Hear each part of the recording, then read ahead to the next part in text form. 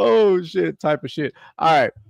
Ladies and gentlemen, what is going on? We are going to do things a little different from here on out. This is what we call a cold opening. So, before we get started on all the fuckery and everything else going on tonight, just letting y'all know, if you ain't seen the description for this show yet, it's finna get real stupid because we celebrating. It's going to be a grand old time. We celebrating them fours, but don't ever misunderstand. We might be holding up fours, but I promise you, we the ones. So, ladies and gentlemen, let's get this show.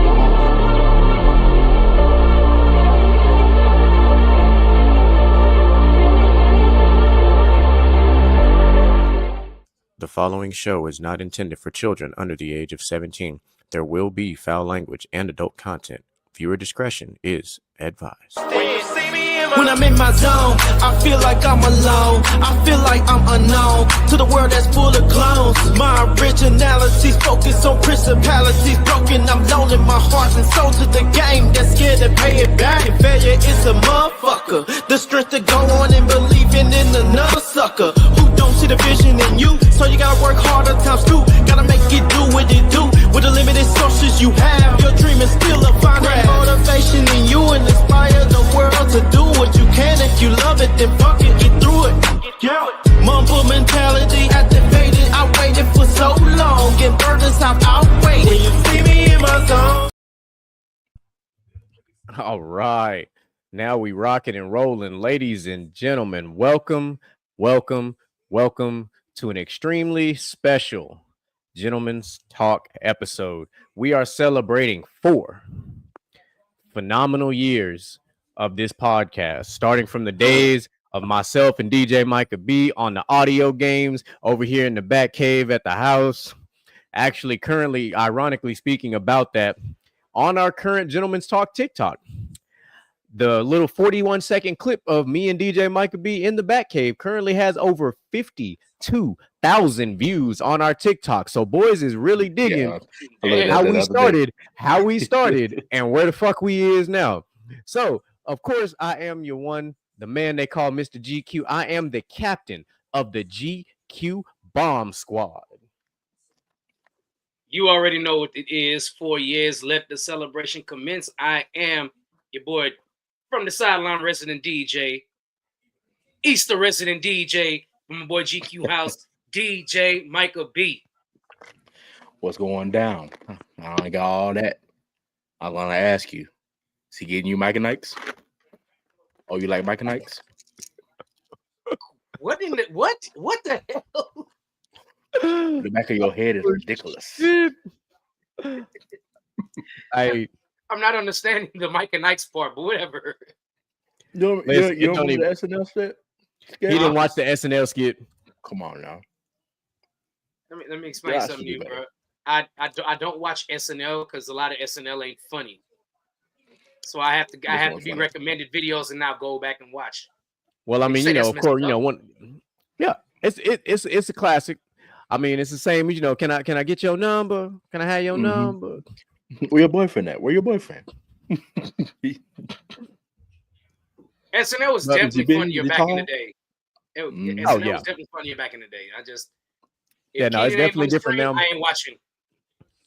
Yeah, but I got this. So I got Lakers and Mavs going on in my background right now, and it's currently 78-67 in favor of the LA Lakers. I popped up. I'm gonna put that on the screen for y'all, ladies and gentlemen. The official Gentleman's Talk link tree is live. Shout out to the big homie, Mr. Jip, for getting that situated for us. The IG is up. It is live. There is nothing on it at the moment. We fixed that. We had some technical difficulties.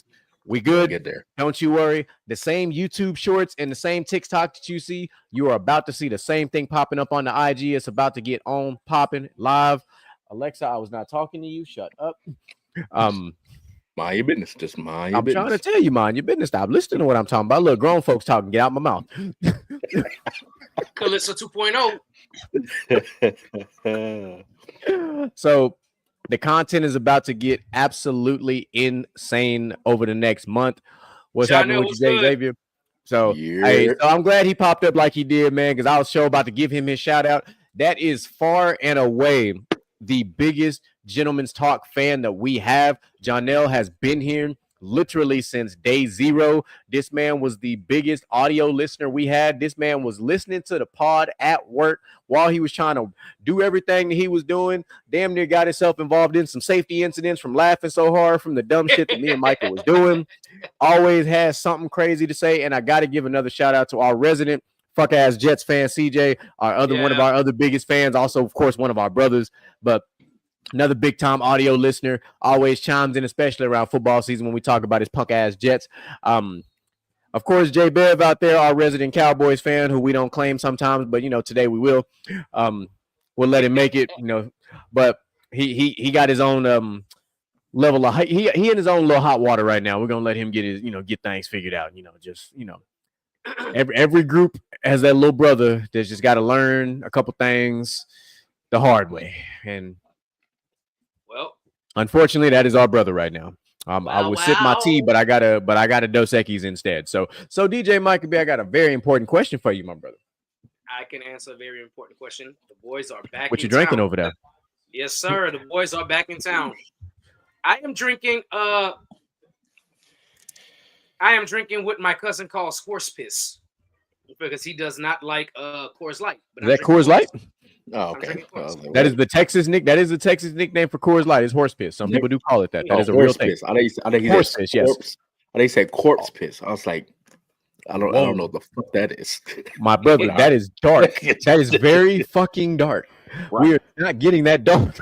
Hey, the disclaimer's out there. The disclaimer's out there. Fuck all y'all. All right. Did we even play? Did we play the disclaimer? Yeah. Okay. Where you at? No, see, I didn't even know. We started the cold opening. He spoke, and then from there it just went straight into the countdown and went live on my end because the countdown stopped halfway through. It goes from countdown to disclaimer to music to show. Well, I didn't get the disclaimer. Yep. Are your mountains blue? They are. My man. They are. So, Mr. Jen, what you down there sipping on, man? Hey, man, I had some leftover. It's called Glorious. I don't know if y'all had it. It's like a little mixer.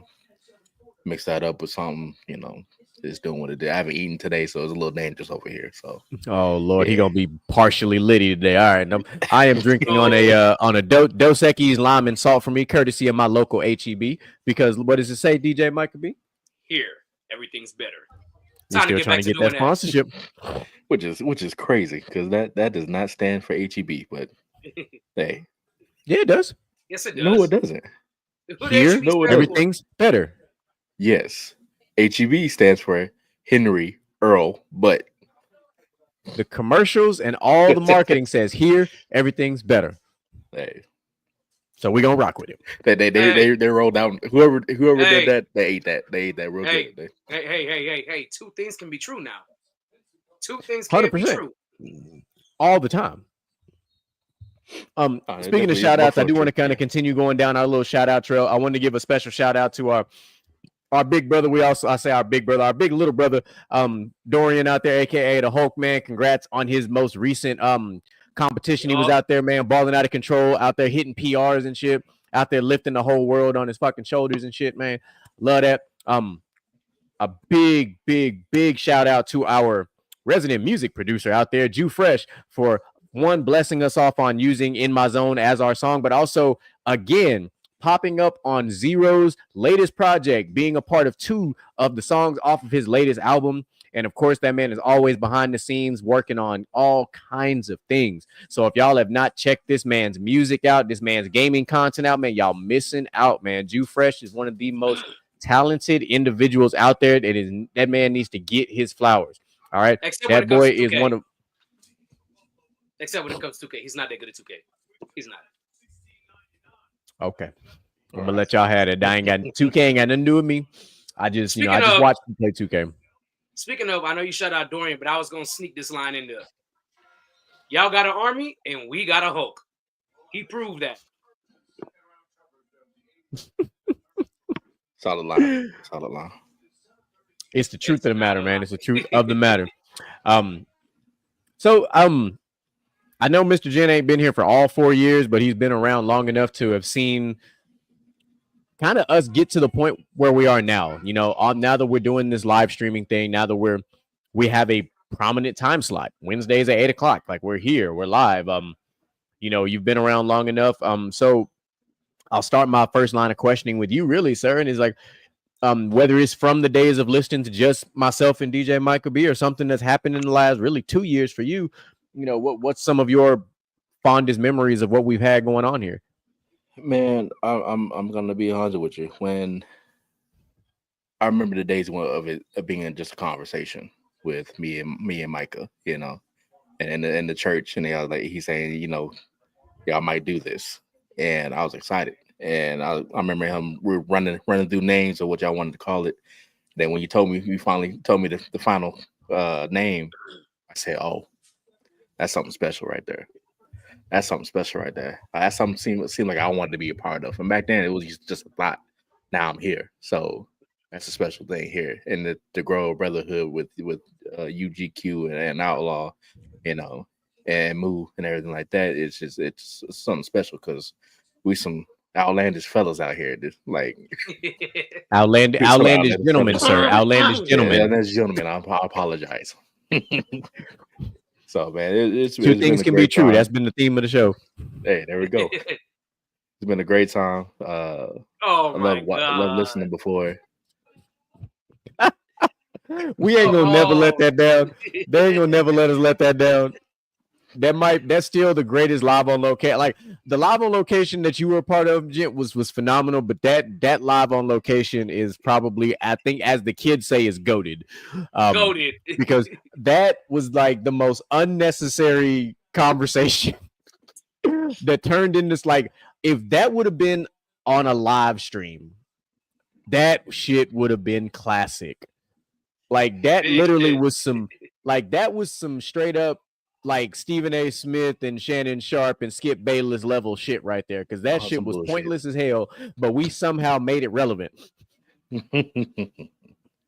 But nah, man, it's been a great time. I appreciate my brothers around me that's surrounding me right now. So yeah, pleasure to be here.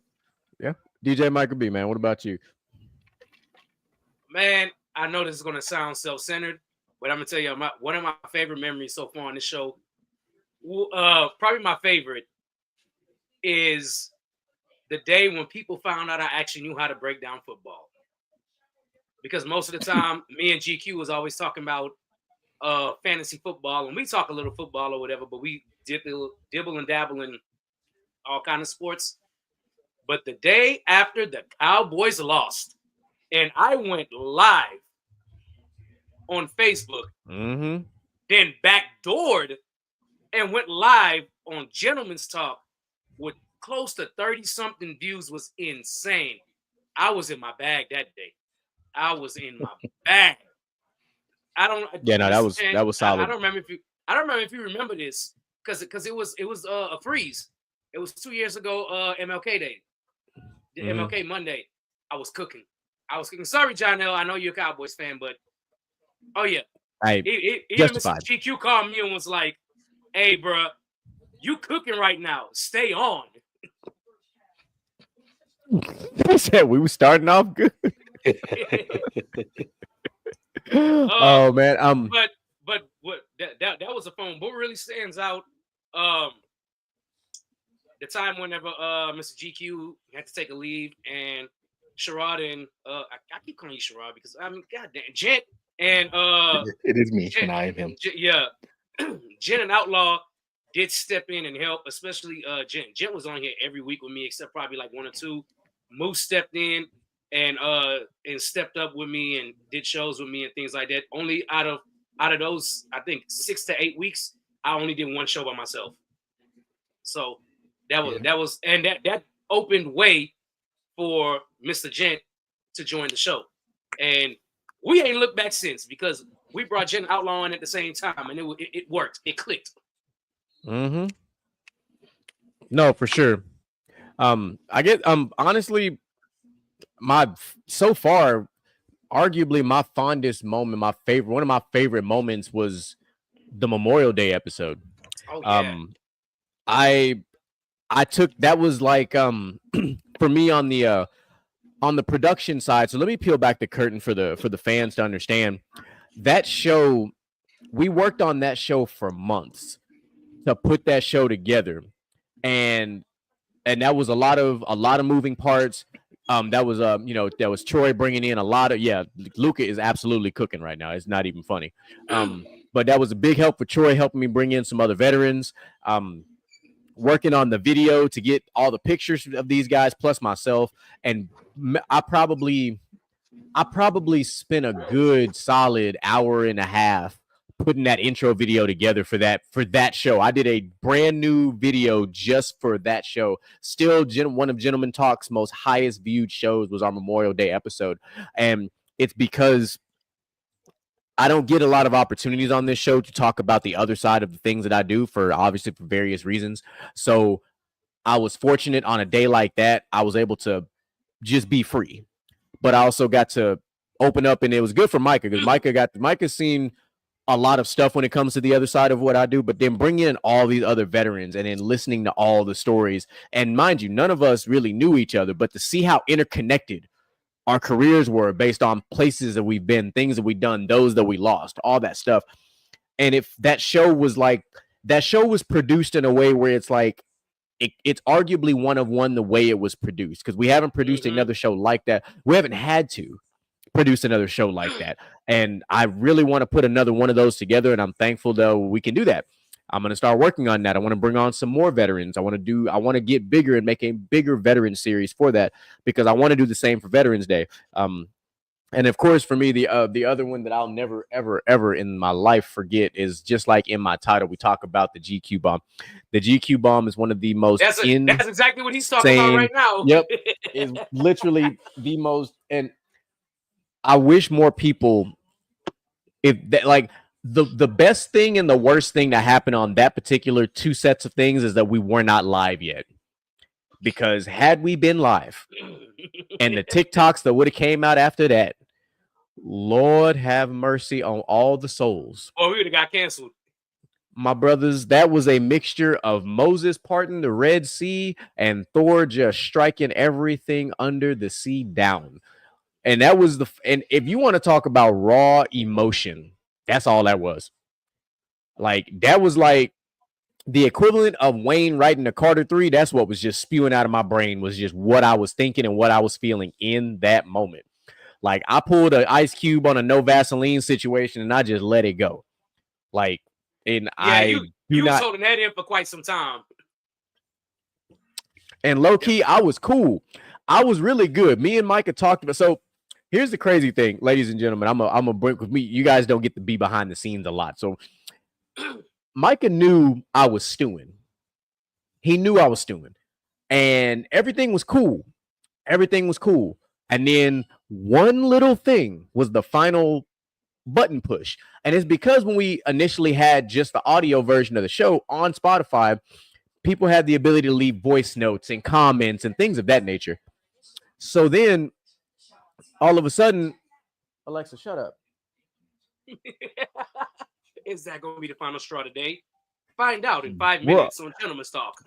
Yeah, like, so, and then so like when I heard this particular voice message, I played it for Micah, and then I was like, all right, and I let it go. I let it go, and then the show started, and I believe this is where, and it's Micah's fault.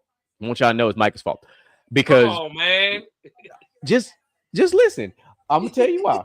Because Micah don't know why it's his fault. And I'm about to tell him why it's his fault. Because every day before we start the show, when we did the audio version, we always did a pre-show shot. On this particular episode, we did a shot of proper number 12. So we was on our Conor McGregor shit after we took that shot. What's happening, China? What's up, First Lady? So when that Conor McGregor proper number 12 got to flowing, and we had done 2 shots at that point. Yes, baby. My cup is leaking. Okay, well, we got to fix it, okay? Okay, bye. Okay, baby. The show started, and we had I can't say the word script because we don't have a script. We had like an idea of what we wanted to talk about, and I literally said, fuck that shit, and threw that like, if I had the paper, if I had notes written, I'd have threw that shit over my shoulder, because then I just went the fuck off. I said, we're going to drop this nuke. and it turned into a 2-part thing. Because after that, I don't know how the timing of this was so perfect, because we dropped the first bomb, and then there was a response to the bomb, and then we dropped a second bomb. So we literally did a recap of the bombing of Nagasaki. We dropped 2 nukes. We ended some shit on that those 2 days. I'm not gonna lie. Yeah, I kind of understand the blame for it. I'll take blame for that. But listen, as you should. the craziest thing was, not even a week later, we don't know who listened to the podcast, but somebody listened to the podcast, told a person that Jeremy was talking about the podcast. They listened to it, responded, and then we had to talk about it again. And mind you, this was not live. This was on Spotify, so people had to go look for that. And people don't understand the viewership in the listenership, I guess, actually on that show spiked in a week. So when I say it spiked, the reason that there's 2 parts to this whole bombing situation is because of what Micah said, the response. And the response involved taking slugs at my family. That's what prompted me to go next level. Like, that's what prompted me to go Ultra Instinct Vegeta. That's what happened. Because that's exactly why it went the way it went. Because I was like, hold on. First of all, we're not even finna remotely involve my family. Like, that we was not going to do. And that's why you can hear the literal venom coming out on that second one. Because I was like, hold on now. Like, I'm cool. I don't care what you say about me. Like, do what you got to do. My wife and kids are not allowed to be. Don't do it. Because when that lion come out, you thought Mufasa was bad. You ain't met me yet. Man, I tried my hardest to downplay. He would not let it go. And then finally I was like, I'm going to just instigate this thing. For shit, sure. And that's what he did, too. So, yeah. So, I mean, it's been a great 4 years. And I know Outlaw's not here, so I'm gonna give Outlaw his flowers too, man, because Outlaw is a huge part of this show, especially now. Really and truly, all of our brothers that have come on since myself and DJ Micah B have been here are all integral parts of why we call it the Infinity Gauntlet, because everybody has a role, everybody has a part, everybody has a function, everybody does something on this show that is taken so much off of myself and DJ Micah B's plate. To where it's like, I mean, granted, we made it happen when we made it happen, but it's great having Mr. Gent, and it's great having Outlaw. It is great having an Outlaw Unhinged segment. It is great having a guy who literally takes the round of 32 to heart, and that has become his brainchild now. What started as a collective idea is now that is Outlaw's baby. Like, that's why we got 3 of them queued up, ready to rock and roll. That's his thing. Let me explain something to y'all for y'all to understand. I put in the chat, have we ever done a round of 32 cereal? Said no. 15 minutes later, this dude posted a round of 32 with cereal. Fact. I'm literally looking at it right now. He sure did. 15 minutes. That's all the time passed. Bam, bam, bam, bam, bam. I was like, oh crap. Like, he had time today. Yeah, he had time. This is what you need, though. You need this. Really done. So. Send that shit out. So I love it for what it is. And I appreciate all the above, and because it's great. I am gonna give a huge shout out to StreamYard, because I don't even know how the hell we figured this out. It was an experiment. When me and DJ Mike, we was like, how the fuck we gonna do this? Let's do this StreamYard thing. How we gonna set this studio up? Like, there was a lot of stuff. Like when I go back and look at our first our first live stream shows from what they were to what we like, our intro video has changed 6 times in 4 years.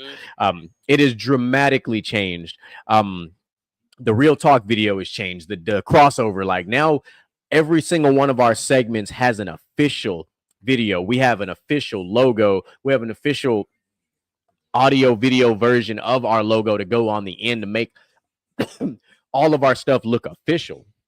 And now that we have a revamped logo, which if you guys have not seen our new Old English Gentleman's Talk logo, that is the new revamped logo. We have two concepts. We have this one, and we have also another one that is gold, white, and blue. So you'll see both of those throughout. If you see, actually, it's on the Instagram now. It's on the Facebook. It will be on the TikTok soon as we get some updates going. Because, you know, sometimes a little tweak here and there to the logos never hurt nothing. I know we told you guys about merchandise and all that other stuff. That stuff is coming. There will be some mock-ups coming soon. I finally got my hands on the right type of vendors that I am okay with. So we will start looking at some stuff. Like, I mean, I'm looking at some Stanley Cups, some Yetis. I'm looking at all kind of stuff now. Like now we cooking. So we gonna get there. And then we got the live on. Yeah, that's what I was about to go with it. Yeah, we got the live on locations, and right now, DJ Micah B and Mr. Gent are literally the live on location guys. Like they have, I don't know how the timing keeps working out, but like they the only ones to be available for these events. I'll be gone doing my other job, and I'll be like, damn, like I'll be wanting to go, but I'll be missing out. These two got to take part in the social media awards, which to me is a legitimate highlight for Gentleman's Talk to be invited to something that big. It may not be big to our national audience, but to us local folk that live in the Baytown area, like to be invited to something like that is a big deal because you never really know who's watching. So for people to be out there and recognize what's going on and be able to like, you know, we want to make sure we honor these guys. Let's bring them out there to the, you know, bring them out here for the social media awards. And since then, there's been that. We've had the middle school all-star game that's been going out there. And we've now been invited to other events to do live on locations. And it all goes back to the very first live on location me and DJ Micah B did for the Final Four.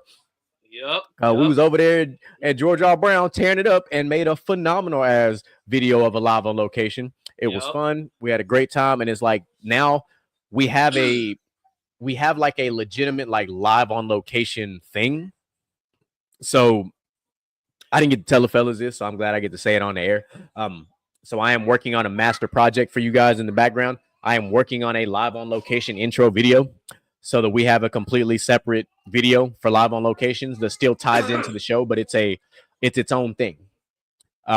So that's coming. Once I get, you know, referring to the social media awards, just to let y'all know, I don't know if y'all know, Greg, the mastermind behind the social media awards, did not make a category for best podcast, best Baytown podcast, or whatever it was, East Side, whoever, you know, he opened it up to a lot of different places on the East Side, so it's more like East Houston.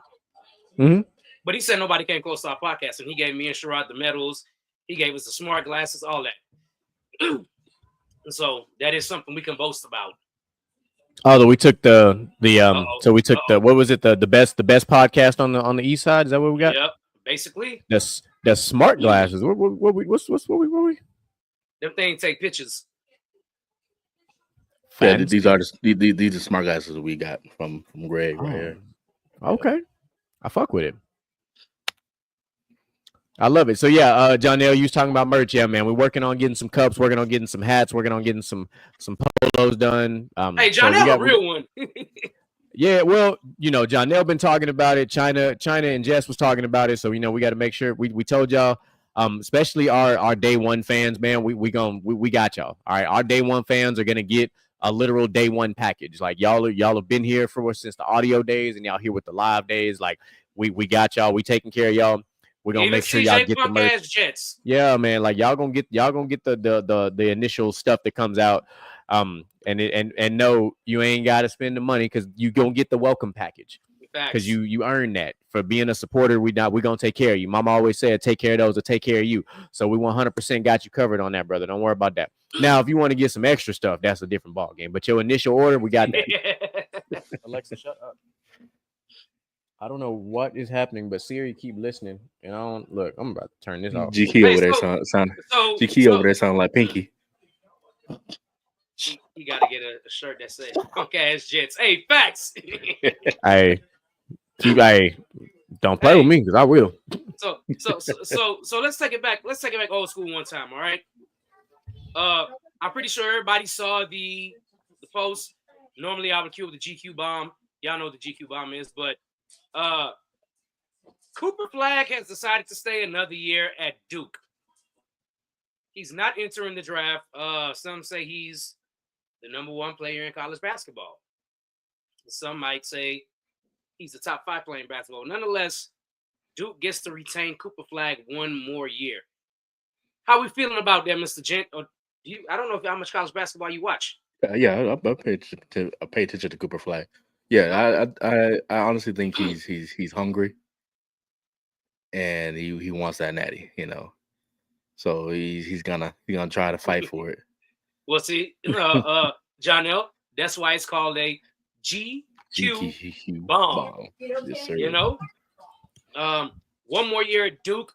Obviously, his season didn't end the way he wanted it to end, but this is where you start to see NIL deals come into play here, because somebody like Cooper Flag in the past would leave because it's like, man, even though we didn't win, it's time to go make me some real money right now. Right. I ain't making no money playing basketball in college, but now with NIL money and everything going on, it's possible to make money in college. And not only that, he's at one of the most known basketball schools in the nation, and that's Duke. As much as a lot of people hate Duke, we cannot sleep on the success that Duke has had all this time, all these years, going from Coach K to the new coach. GQ, what you think? What you think about Cooper Flag staying? So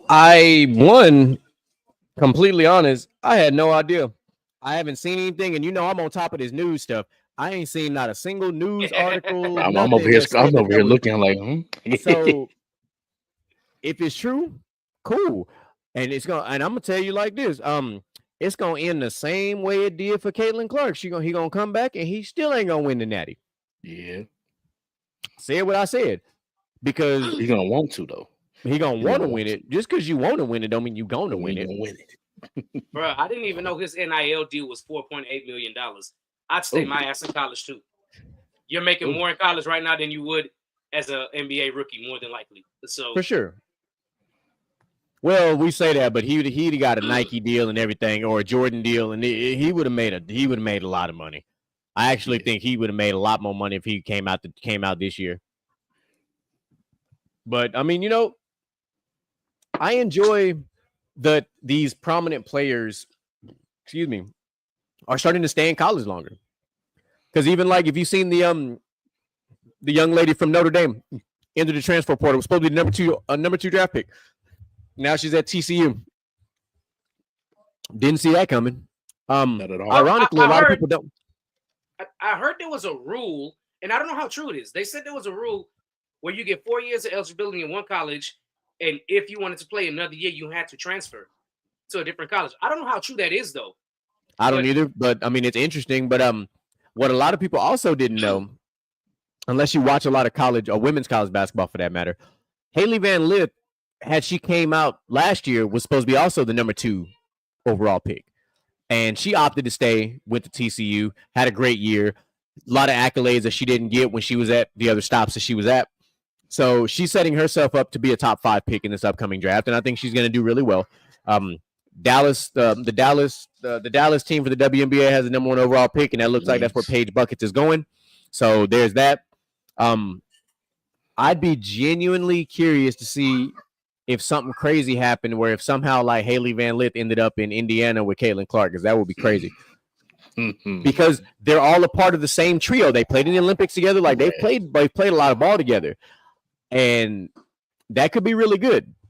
But I haven't seen the draft order, so I haven't seen but the WNBA draft is literally next week. Like it's on the 14th, I believe. Literally next week. So I need to look at the draft order. And I need to look at what the top 10 projections look. I haven't started doing my thing yet, my research. If you guys know anything about me, I know I love looking at drafts, draft boards, draft orders, all this shit like that. We know. Trust me, we know. My goodness. So you got the NFL draft is being first, then Seattle, then Washington, got the 3rd and 4th pick. Damn. Then Golden State. Then Washington. Oh, that's right. We do have a new expansion team in Golden State. They're like the Valkyries or something, right? Yeah. That's such a fire ass name. Right? It is. The Valkyrie is the fire No, ass name. I might steal that from my soccer team, honestly. But Where's the Fever at in that draft order? LA at 9. Not LA. The Fever is Indiana.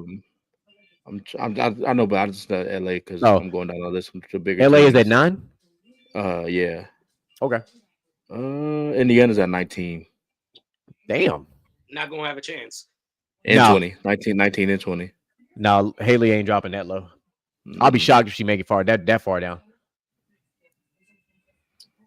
Yeah. But they did make some. But Indiana did make some. I mean, they had a coaching change, and they also made some free agent moves like to really bolster up that team too.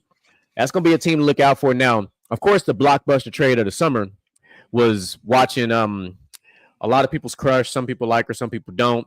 But watching well, I always forget her name. I have her face in my head all the time. The original scoring champion from the NCAA before Caitlin Clark fucking took it from her. It's gonna kill me because I literally like as soon as I like start typing it in, I'm gonna remember it. The one that got traded in WNBA. Yes.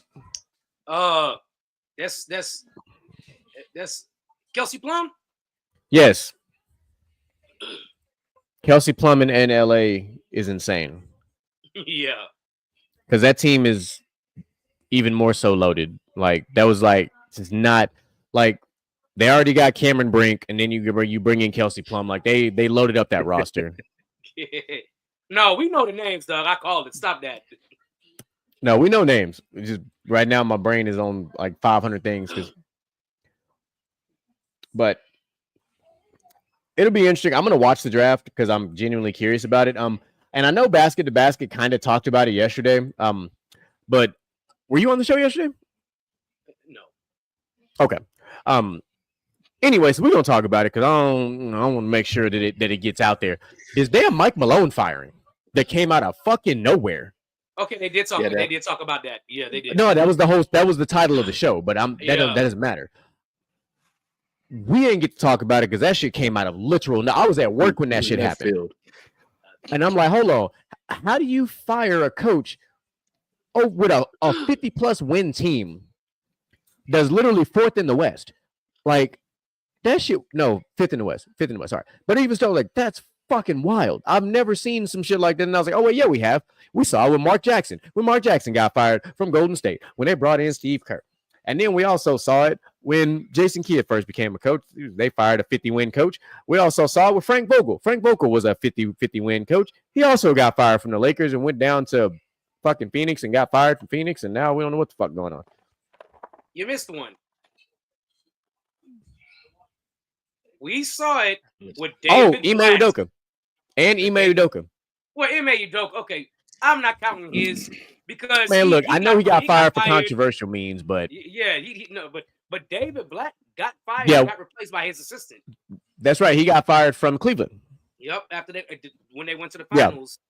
Yep.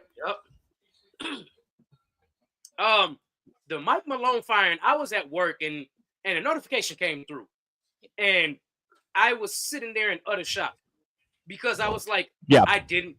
Normally you can see when a team is fed up with somebody and things like that, but this one here came. The Nuggets are very good, obviously, at hiding inside controversy, because apparently the GM and the coach, yeah, for sure.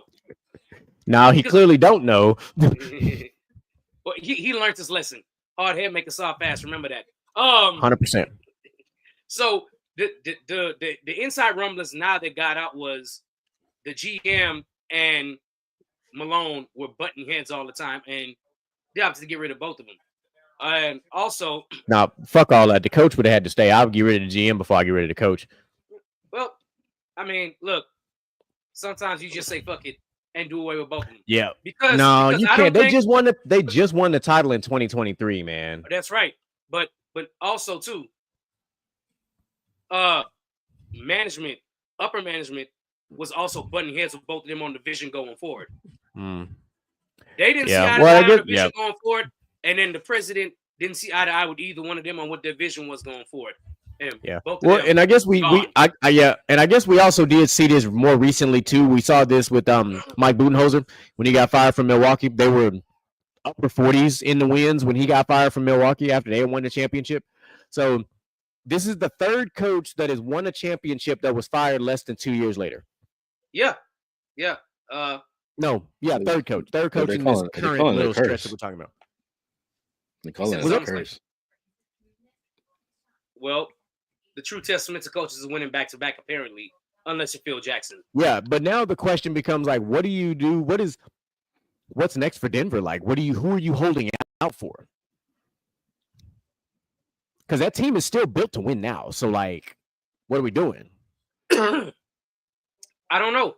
I don't know where you go. I don't know who you hire. It's like literally we're playing head coach carousel for the past 7 years in the NBA. Like, oh, you fired this guy? Well, I won him. Oh, you fired this guy? Well, I won him for this team and this. And the contenders are all just trading coaches, trying to get a new voice in the locker room to spark it or whatever. But at the end of the day, execution matters. Like, if the players don't execute, you're not going to be a good team. And that's all there is to it. And unfortunately for a lot of these coaches, your players executed. And you had it figured out. You just didn't get over the hump again. So let's look at this real quick. I know this is not a basketball show, but I don't give a fuck. We don't get to do this very often. We're about to do it now. Yeah. So didn't I say we take them back to the podcast days? The back cave days. Yes. Here are your top 10 best free agent NBA head coaches. Obviously, number one is now going to be Mike Malone. He's going to be your number one. Number two, Taylor Jenkins. A lot of people forget, hey, man. He also he did get fired this year from the Memphis Grizzlies. I actually forgot about that. Damn. So there's another one. Mike Brown, Sacramento Kings, also got fired this year. Number four, James Borrego. James Borrego was also fired from the Charlotte Hornets. Frank Vogel, he's back on the market. Sam Cassell, that name is floated around a lot in NBA circles. So Sam Cassell could be an interesting one for Denver. Royal Ivy, he's also on the market. He's currently he's on Ime Udoka's staff for the Rockets, but makes sense. Micah Nori, also from the Minnesota Timberwolves, he's also there. Facts. Chris Quinn, y'all can't have him. Y'all can't have my assistant. Fuck y'all. You cannot have my assistant from the Miami Heat. Eat a dick. I'm fighting. Sorry, had to let that happen. Somebody's going. And of course, for some odd reason, they're saying the number 10 is Steve Nash. I guess. I believe Chauncey Billups should be on this list too, right? Isn't he on the hot seat in Portland right now? He shouldn't be, but he is, because they haven't done a good job putting together a team for him, which is ridiculous. True. They bargained everything on Scoot, and Scoot didn't pan out. Yeah. So I wouldn't be mad if I wouldn't be mad to see Sam Cassell as the coach of the other Nuggets. I wouldn't be mad at that. Yeah, no, bro. Yeah.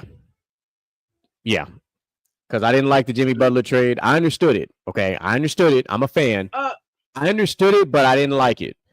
Let me ask you a question. Was Jason Kidd on that list? No. Okay. He's not gonna be. You're muted. I'm muted. Yeah, there's no really muted. There's a lot of rumbling saying that Dallas is going to get rid of Jason Kidd. That would be stupid as fuck. I know it will. If they do that, Dallas is done for. Yeah, no. That would be dumb as hell. Jason Kidd should still be the coach of the Dallas Mavericks, especially with all the injuries. And that wasn't not his fault with the Luka trade. None of that. Now, if you want to fire the GM, fire the GM. Whatever. But don't fire him as the coach. The GM's going to leave anyway. He did what he was supposed to do. 105. 108-94 in favor of the Lakers. Luka has 43 points on 7 of 10 from 3. And he's 15 to 27 from the field. That's going to haunt them for the day's end, bro. So, ladies and gentlemen, this is what you call a true revenge game. Because Luka eating lunch. Filed it on. Yeah, listen. Yes. Listen. Or in this case, that Dallas has not done. Because there's a lot more inaction versus action when it comes to all things Dallas, and we know this. Both franchises. Facts.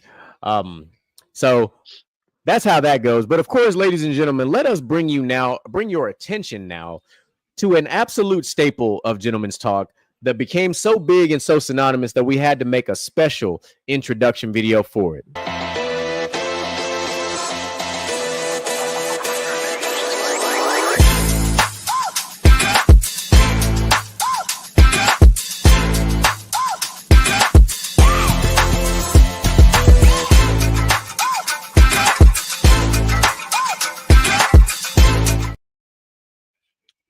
All right, so y'all already know if we got the Dumbass Millionaires queued up, you already know. No, we knew. As soon as we saw him drop them tears, he was like, "Yeah, I'm about to stab y'all in the heart." But as you guys have known, we've been doing this Dumbass Millionaire segment for a very long time. It has grown. We currently have two all-time Dumbass Millionaire Hall of Famers.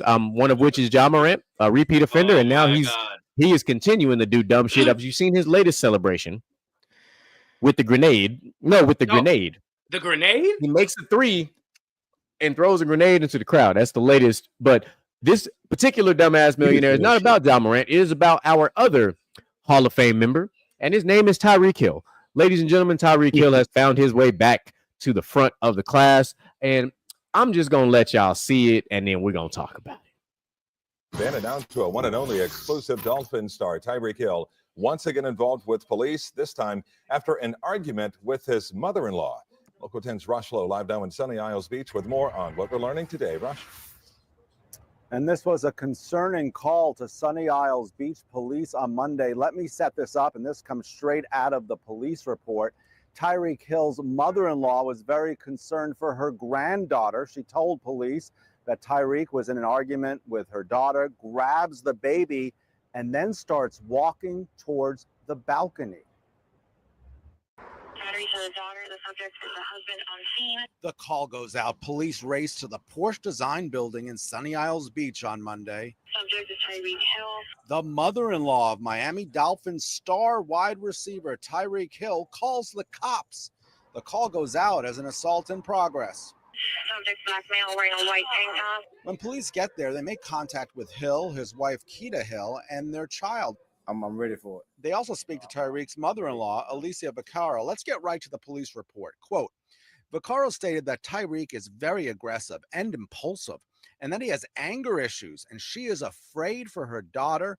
And when she saw Tyreek arguing and throwing her daughter's computer to the floor and later grabbing her granddaughter and start walking with her in his arms towards the balcony of their 35th floor residence, she called the police.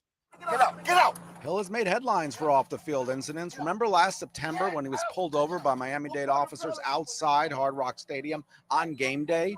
Those traffic citations were eventually dropped. Straight out of the police report, Tyreek's wife tells cops that her arguments with Tyreek are becoming more frequent. When she told him he wasn't involved enough with the baby, she says he grabbed the baby, and she's now in the process of filing for divorce. No charges in this case. Both parties stated that the argument never became physical, even though officers observed a light redness mark, bruise on the mother's left upper chest, and questioned her about it. She replied that it probably had happened without malice when he grabbed the baby from her. Officers observed that the baby was in good health and good physical condition. Okay, now this is very important. So the concern here initially, and right out of the police report, it's 35 stories up. And the mother-in-law, was very concerned about Tyreek Hill with this baby, apparently walking towards the balcony, and that's why cops were called. But also out of the police report, it says that Keita, his wife, did not want to write a statement about the incident. And Tyreek left the residence in the presence of the police. Much more for you on this developing story tonight at 6 o'clock. For now, I'm live in Sunny Isles Beach, Rosh Lowe. So I want to make a statement because John L.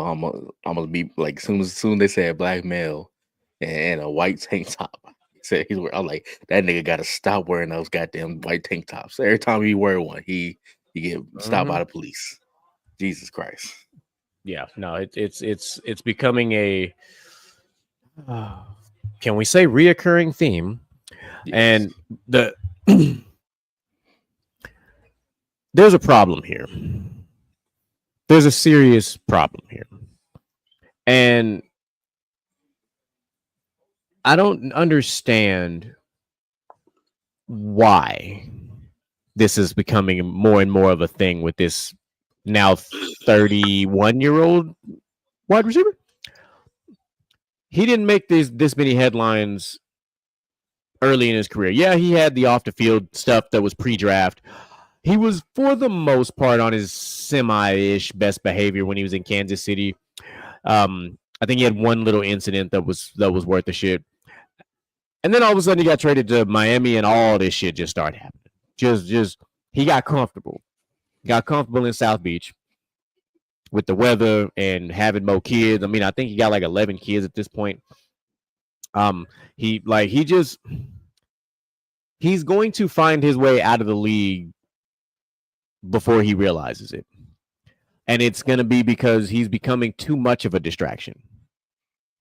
And now with his now wife about to file for divorce, it's like now this is going to carry on into the offseason. This is now going to be a distraction. Like this is going to be the line of questioning when they start going to training camp and like all this stuff. Like, hey, what's everything going on with this and with that and your wife and your kid? And like, I don't understand the throwing of the computer and then like, you know, you pick up the child and you're on the 35th floor and you start walking towards the balcony on some Michael Jackson type shit. I don't know. I'm kind of at a loss. I'm kind of one half Eddie. Like I'm at a loss with this because this is why a segment for us like Dumbass Millionaires exists, because you have generational wealth. You have everything you need to set up your family, your current family and your future family for all the successes in the world. And yet and still, you are finding ways to squander and fuck that shit up. Because you want to get out here and do wild and exotic shit. You're supposed to do wild or exotic, never both. And since you're doing both, you're about to lose it all. This is that stuff that we talk about with the culture and why we are so self-destructive, because we can have it all at our disposal and we still find a way to fuck it up. And it all goes back to this quote, right? This quote by the great Shannon Sharp. And he said this, and he said, money does not make you better. It just gives you more. It just really gives you more ammunition to show you who you really are. So in this case, Tyreek is just being himself as a millionaire, and it's just making it worse. Y'all's thoughts, fellas? Go ahead, Mike. A wise man once told me the biggest divas in football are wide receivers. Preach. It's showing itself more and more evident every day. What's Kansas City's receiver? Rashee Rice. Rashee Rice. Now we go back even further. You got Antonio Brown. Hold on. We can stick with the Kansas City Chiefs. You had Kareem Hunt when he kicked Ogre in the face. Yeah, but Kareem Hunt's a running back, so I didn't even look at it. It doesn't matter. It's I'm sticking strictly to wide receivers because they are known to be the divas. Stephon Diggs has had a wild out summer. Stephon Diggs, another one. Out here with Cardi B and all this other shit. This is the stupid shit we're talking about, right? At least Ocho Cinco slept inside the stadium because it was better for him to be inside the stadium than outside. Facts. Well, wait, no, I'm not. See, this is why I draw them. Yes, T.O. was a diva wide receiver too, but not off the field. T.O. he didn't have off the field. His diva tendencies didn't go off the field. He was just a nutcase. Like he was a shit talking nutcase.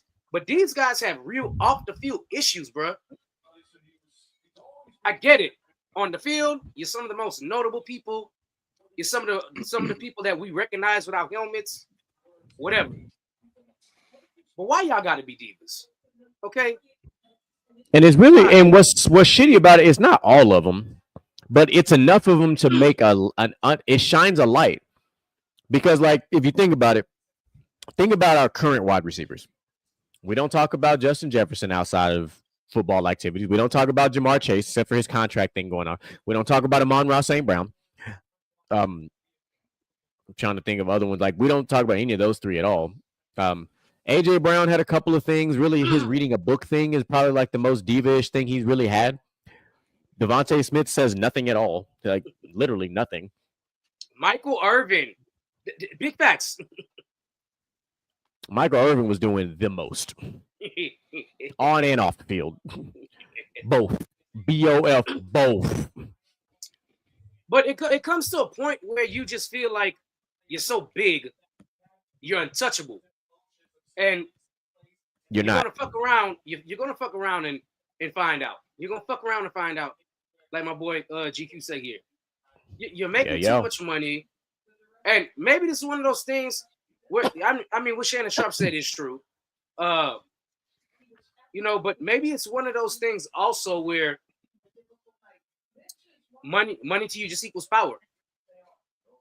And if that's the case, you're an idiot. Because if there's one thing that's present in all the situations is none of them are happy.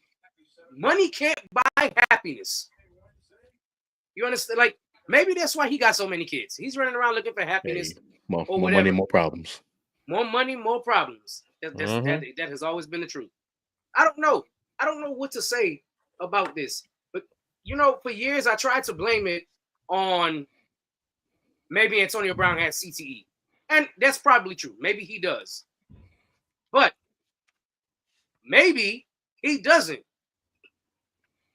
And I said, maybe he doesn't, though. And maybe that's just him being him. Now that he's not concentrating on football anymore. You know what I'm saying? You're so talented, you don't have to be in the gym anymore. You just know you can go out in the field and get yours and go home and do whatever you want to. Who knows? I don't think these guys... It's showing more and more every day with a lot of these receivers like this. They don't love football. They love the glitz and glamour that comes with it. It shows that a lot in basketball as well, which is why basketball is suffering horribly in ratings for the most part in the NBA level. These guys don't want to play the sport that they're paid to play. They want to do everything else besides play basketball. They want to do everything else besides play football. They want everything that comes with famous people, but don't actually love to play the game. And they're okay if getting in trouble gets them out the game of football, because I got all my riches already. What you gonna do? I'm gonna void your contract and you're gonna lose some of that money. Yeah, but everybody ain't got fully guaranteed contract. That's a quarterback thing right now. You're right. But they have, but especially the star receivers, they've made enough in 7 or 8 years. Tyreek Hill has been in the league he's 31, so he's been in the league, what, 8 years? 9 years? Yeah. He's made enough. He's good. I mean, and he's a Super Bowl champion. On top of that, he got his YouTube channels and everything like that he got to follow now, so he's making money that way too. Yeah, him and Asho Speed going at it on running. Him and Noah Lyles going at it on running. He's doing very non-cheetah like things. He's displaying gazelle behavior right now. That's the best way of putting that, honestly. That's the best way of putting that. But no, when I think about it, it's like the most notable people on the field is number 1, the quarterback. Number 2, the wide receivers. Number 3, the running back. Number 4, I give it to the cornerbacks. I'm pushing back and saying number 3 is arguably the pass rusher if you got him. If you got him, that's the question. But other than that, now being number 2 is very dangerous. Number 1 knows they have things to lose. Number 2, if they feel untouchable. They're out here just doing the most. Like yeah, you have those wide receivers that are quiet. They're not doing much. But at the same time, the ones that I felt like they're grounded in the game, they feel like they put their foot in there. They don't care no more. They're gonna just do whatever they want to do, and that's dangerous because these kids out here that look up to these, players, they're gonna think that's what life's supposed to be like, and they need There's a a good reason role that model Charles in the Barkley game. said you shouldn't. There's a reason Charles Barkley said professional athletes should not be your role model. Right. So with the facts, facts.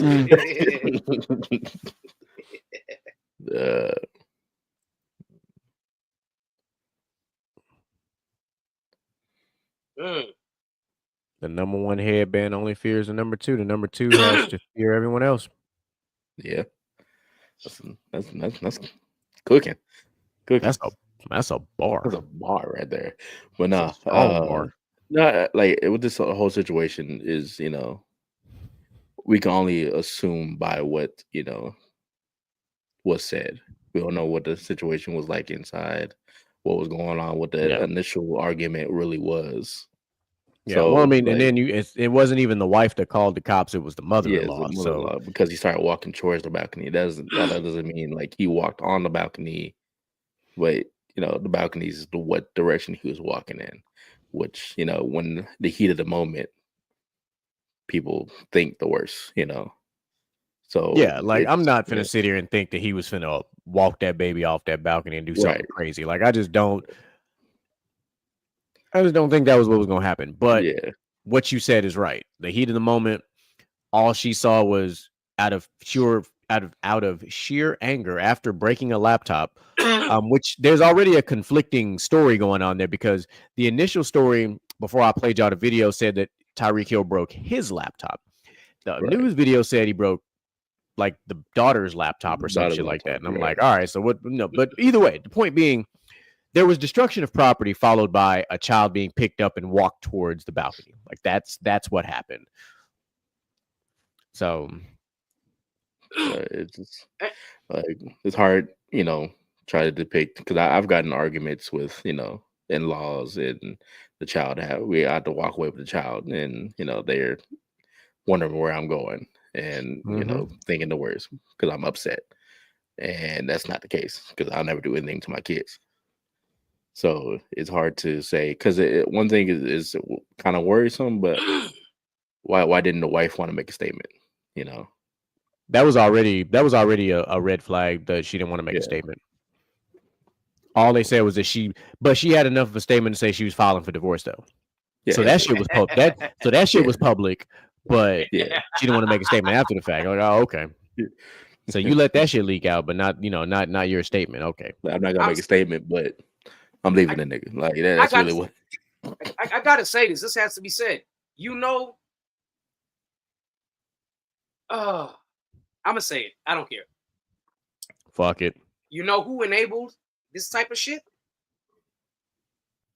Everybody that sat there and gave Antonio Brown ass a pass over and over and over again. Because what happens is talent will get you a second chance you're not supposed to have. Talent will get you a fourth and fifth chance. Let this be the fourth best receiver on their team, and let's wake up tomorrow and not see if he gets cut. The third best receiver, let's wake up and not see if he not cut. Yeah. Like, you know what talent got Antonio Brown? A Super Bowl ring. Yep. You got the blessing of the GOAT, and then you made the GOAT look real sheepish with your antics at the end. Taking off your goddamn pads in the middle of a game. Boy, you need your ass whooped. Parading. And waving and shit. Like, bro, what is really going on, bro? You embarrassed the GOAT. Like, what? Anyway. I'm sure that story is going to be going on all the way up until the draft. Won't be surprised. There's already been some kind of rumors and speculations about Tyreek Hill potentially being traded. But if I'm an NFL franchise, I don't fucking want him. Yeah, Not because with this level of he baggage. been making fun of himself. Like he been making Send videos his himself ass. about the trade. Send I his ain't never ass to seen nobody Canada. make. I ain't never seen nobody make TikTok videos and shit about himself being traded and shit like that. That's some next level And fucking. it hasn't even been done yet at that, you know. No, So You know like what that's else? just crazy. You know what else I look at?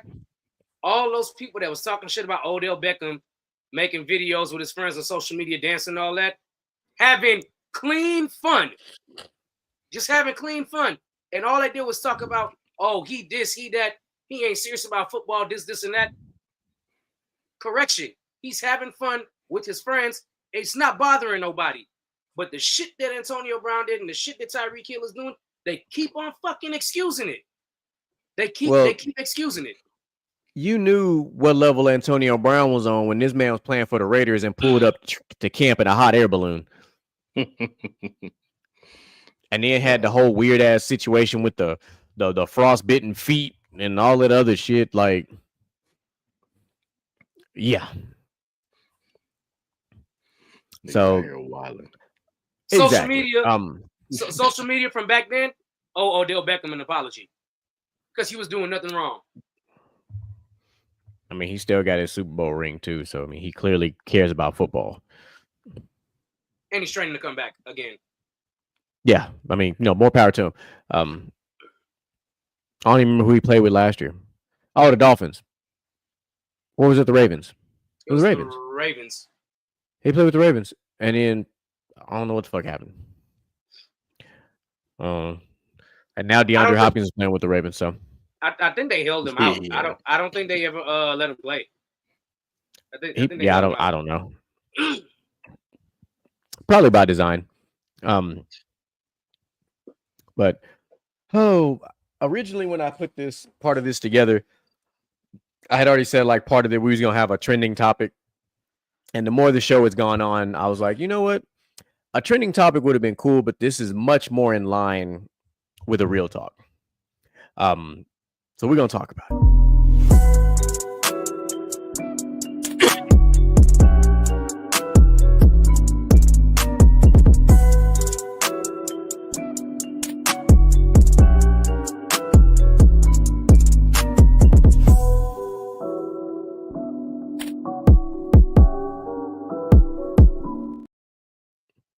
All right, so let's talk about it. So here's why I morphed it from a trending topic to a real talk. So of course, what I'm referring to currently is one of the more trending. It is a trending topic, so we'll talk about it from that perspective. Then I'm gonna pull it back. It's a trending topic because it happened in Texas, happened at a track meet, and it involves 2 high school students. That's the premise of this conversation, and it really should have stayed that way. But it did not. It morphed into what it always morphs into. It morphed into a race thing. And then it morphed into a social media thing. And then it morphed into a false social media thing because I discovered some false social media stuff was going on in the process of all this stuff. So for the sake of sensitivity of the topic, I'm gonna leave the names out of the scenario. It's been talked about enough. You know who they are by now. We don't have to get all crazy with that. But what you do know is that there was a young man who was a junior in high school at a track meet who ran track for a school in Frisco, was at a track meet, and he was stabbed. He was a twin. And the story goes that the young man who stabbed the other kid was sitting under the wrong tent at the track meet, and then was told to move and didn't move, and then the kid proceeded to grab him and he said, "You better let me go before something happens." And then all of a sudden, out of nowhere, this is the way the story is currently going. Out of nowhere, this kid pulls out a knife and stabs him in the chest, and multiple times. And then, of course, the kid loses his life in the process after the fact. And at that point, that's where the story should have stayed. It should not have blown up into what it is now. Because what it is now is it every single incident that ever happens that involves 2 people, doesn't matter if they're 2 males, 2 females, a male, a female, doesn't matter. Any of that stuff doesn't matter. When it involves 2 people who are of different colors, we immediately throw the race card into it. Now, I'm not recusing and saying that this isn't a race issue, but what I am saying, and this is why it became a real talk, is that we need to gather the entire story. And this is why I say that if you just listen to what I said and you look at the story on the surface, there's already a problem with the story. The problem is the kid who had the knife. Why did the kid have a knife? It's not common in 2025 for kids to carry knives, period. It's extremely uncommon for track athletes to carry a knife. Speaking as someone who ran track his whole goddamn life, carrying a knife is weird. Okay, the only people that carried anything that is of stabby nature is the fucking trainer who had the fucking safety shears to cut the tape when they was wrapping our ankles and all the other shit. So that should have already been an indicator that there is more to the story. There's something wrong here because no one just carries a knife to a track meet. You just don't. There's nothing that I'm doing at a track meet that involves me needing a knife. Nothing. Even if I run on the relays and I'm using one of them little stupid circle dots as my marker and I need to cut it, I'm not pulling a knife out. I'm just going to get the safety shears from the trainer and cut them up, or the coach already got a Ziploc bag full of them. So, there's something there. And I know right now it's a very sensitive time, and all, of course, the funeral proceedings and all the other stuff's coming up right now. But then the social media starts happening. And there's like this fake story. There's a fake article, a fake Instagram post that comes about. Jen, I'm sure you probably saw it. There was a picture inside of a vehicle with a rifle and a pistol, and then the caption is talking about such and such better not be at the track meet in Frisco or whatever today. Like basically like that. So that article, that post was everywhere, and I didn't know how true it was at first. I just know that every single post, every single forum, everything that I was a part of on social media, that post was there. And I'm like, okay, this is interesting. Like, I didn't know that it wasn't true at first, but I liked it. That's why I didn't immediately jump to tell this story, because I was like, the facts will probably come out, kind of, sort of. Come to find out that actually is not a real, that post was considered fake and is actually being investigated. The post part that is real is of him and his twin with their hunting rifles. We live in Texas, people. People fucking hunt. That shit normal. People post pictures with their rifles and hunting gear all the time. That shit's normal as hell. Hello, we're in Texas. There's a lot of fucking land here. A lot of deer. A lot of duck. A lot of everything. A lot of hog. There's a lot of animals around this motherfucker. Like, motherfuckers be out here hunting squirrels and shit with a 22. Like, so like hunting related shit is like the most Texas shit ever. It's like it's like cowboy boots and cowboy hats. Like, that shit is normal around here. Like, that's no different than wearing gym clothes around this motherfucker. Like, that shit normal. That still doesn't tell the full story. The full story needs to be what prompted this young man who committed an unfortunate act to bring a knife to a track meet. If there's one thing we know about track, if you ran track, you understand. So let me back that up. If you ran varsity track, you understand what I'm about to say next. We traveled a lot. You see a lot of the same schools over and over again.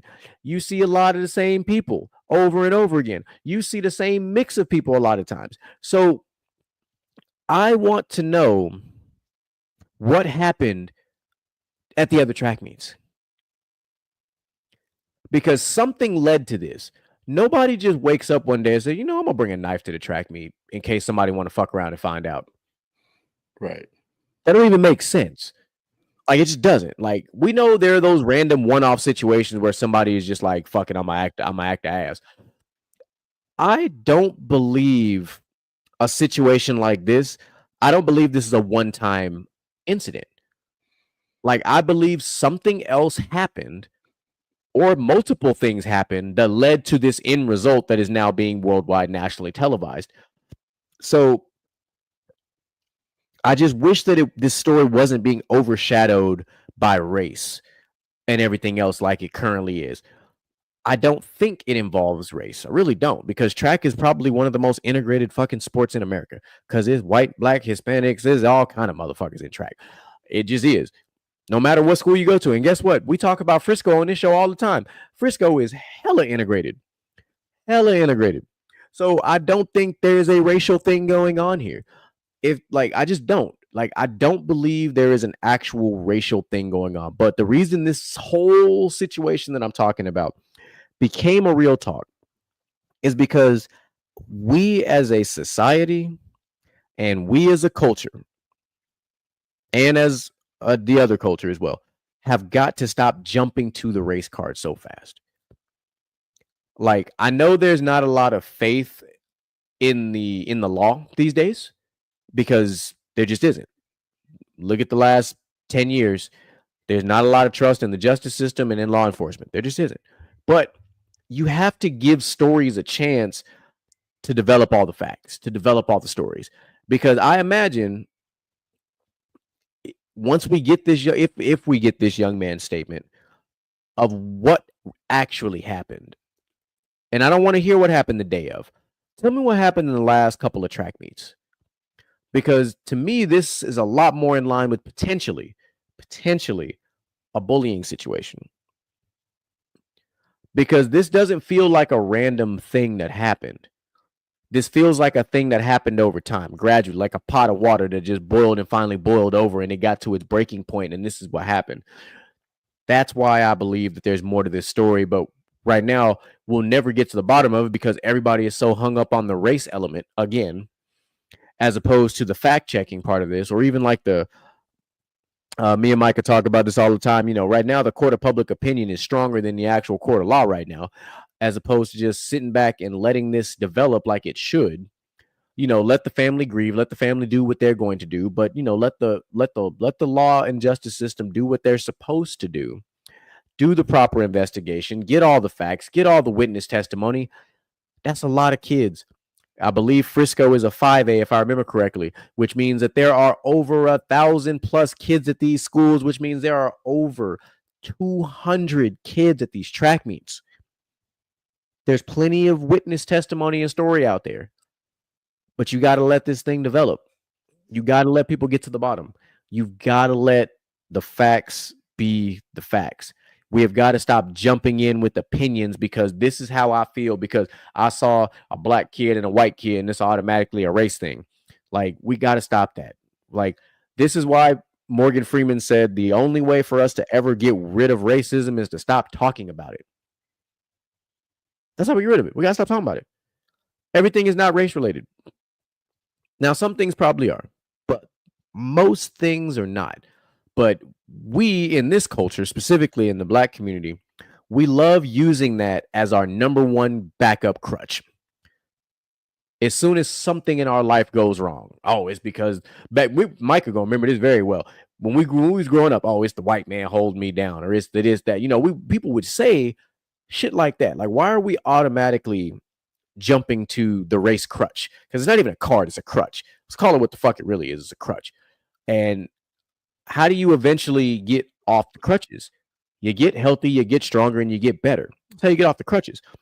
How do we get better in a scenario like this? Well, we do our best to allow the justice system and the legalities and everything to do their part, but it shouldn't be and I hate that he's right. He's right. There is a level of it that's always going to be there, but it shouldn't be the front and center thing of everything. If it's actually a scenario where that's the thing, cool, but it shouldn't be front and center for every single situation that ever happens that incurs different colors and different races. I could go a lot further, but I'm gonna get the fellas' opinions on this. So, whichever y'all want to continue on and go first here. So my problem with this is they said he went to the wrong tent. Yeah, that's all the stories I've read so far has said that. So yeah, so I'm like, were they at the same school? Did they go to the same school or no? That's really what I never got that information. From my understanding, no. I don't think that's they went why to the same School, school. they One went of to them different was schools. no, it was a yellow and black school and a purple and white school. okay. So there's you like GQ. You know, you ran track.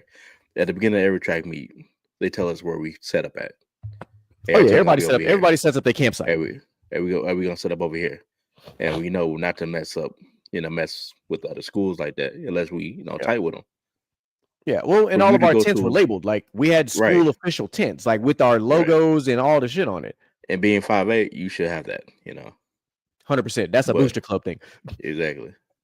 But the fact of the matter is, for them saying he went to the wrong tent and them having a problem there, like GQ said, there's more to that story. Ain't no athlete gonna go to the wrong tent just for no reason. Ain't no athlete that's gonna just walk over and just hey, no, I'm gonna sit here with y'all. Let's stay cool, but even the coach wouldn't let us do that. No, my coach didn't So let we were not allowed. There was no intermingling in the tented area. He always said, if you want to talk to somebody from another school, y'all better talk on the infield while y'all right, warming up. But right, even during our I better see our downtime, like warming up. yeah, like even during our downtime, when I would finish high jumping or long jumping, and I had a break until it was time for me to run, I was on the tent. First of all, I'm tired. I'm chilling. I'm not trying to talk to nobody. Like first of all, right. I'm trying to get my mind right because I'm trying to win. Man, right? Because like I did this discus, I did shot put, I did 100, and I did 200. All those are basically early races. And by the time I was done with the day, I'm laying down. I'm tired. Yeah. Not to mention when you're talking about a varsity track meet, you got to run twice. You got prelims and you got finals. Right. So you got to run to qualify for your event first. Then you got to take a break, and then you got to run during finals. Exactly. So I'm not gonna just be mingling with everybody else around me. No. So like that's why like, there's more of a story that is not being told, and that's what's bothering me. The second thing that's bothering me is the fact that there's a petition to give that man a death sentence. Yeah, and that makes me so uncomfortable. Like, yeah, there's people that do a lot worse. There's school people, doing stuff in schools and stuff like that. They don't do that for. And this kid, going out here and doing this, I think that is okay to do. Like, give him the higher sentencing. Like, it makes no sense to me.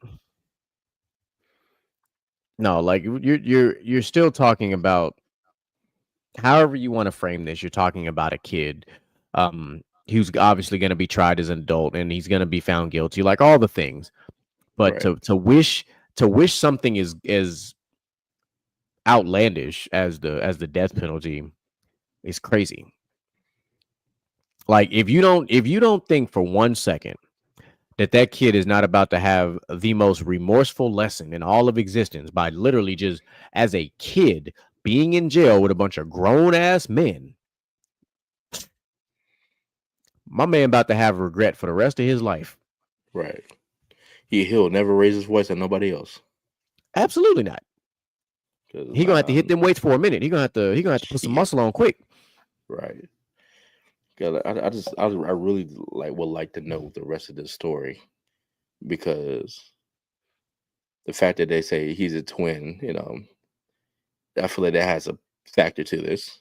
Yeah, well, and they said he passed away in his twin's arms, so like that part did come up in the story too, which that's a whole other part of the story that but yeah. So I mean, even the fact that it just a lot more. There's a lot of holes. A lot of holes in this story, There's far too many holes in a story where there's more than enough eyewitnesses to fill the gaps. Exactly. And something should be already said by now. But yeah, like there's too many people being quiet right now. And the fact that we live in the era of cell phones, somebody has that on video. Yeah. Oh, there's definitely got to be videos out there. Is it because the rest of them are minors that they won't release statement by minors until the investigation is closed? Normally that would be true, but in this case, these are minors in a criminal investigation, Right. where the only credible witnesses are minors. So their statements and testimonies are literally the I hate to use the word key, but they're the key to this whole thing. It is. Granted, but we understand that the young man is guilty. Like there's no way around that. But there still needs to be eyewitness testimony. Now they don't have to release the names, but the statements still not the testimonies, I guess, at some point or one or another still have to come out. They can leave names out. You do it all the time. Like this is nothing new. I feel like in some kind of way there's gonna be like, I feel like after everything is done, they're gonna release some stuff, which is hopefully it it shows that he did self-defense in some kind of way, but just for his life, but at the end of the day, I mean, even still, if somebody like the one thing with this entire thing that's hard to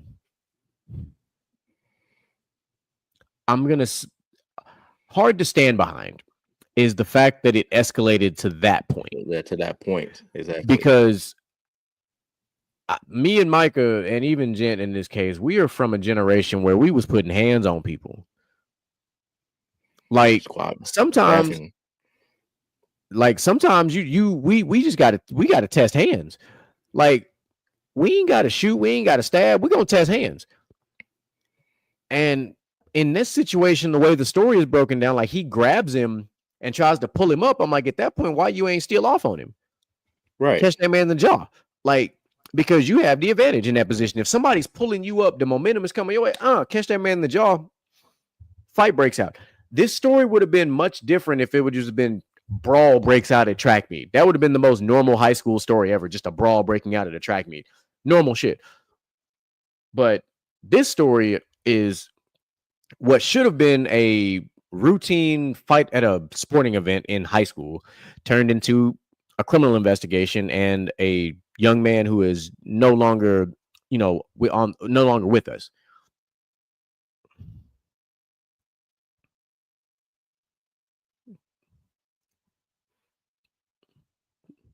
I was reading the comments. I was getting Jonell, getting his technology together.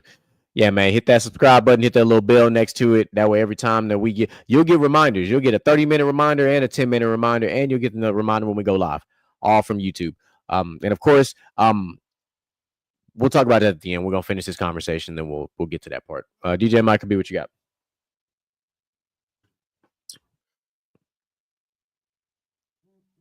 This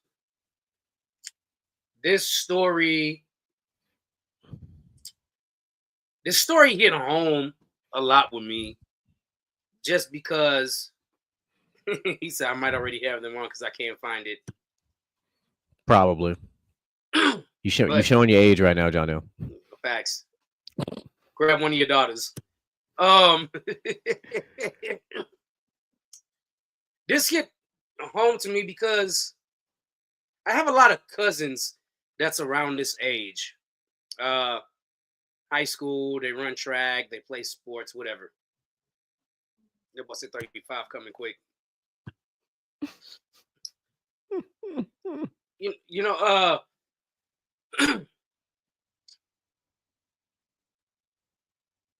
You're absolutely right about the race thing. It pisses me off that it became about race. At the end of the day, a young man, what is he, 17? Yeah. A 17-year-old teenager, young man, whatever you want to call him, lost his life. And this story pisses me off because it literally became about race, and it shouldn't have never become about race, because it could have easily been a young black man stabbing another young black man, right?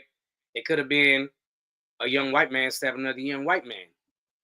It could have been in the news like this. Right. Yeah. Yeah, there's so many ways this could have gone. I just, this story has so.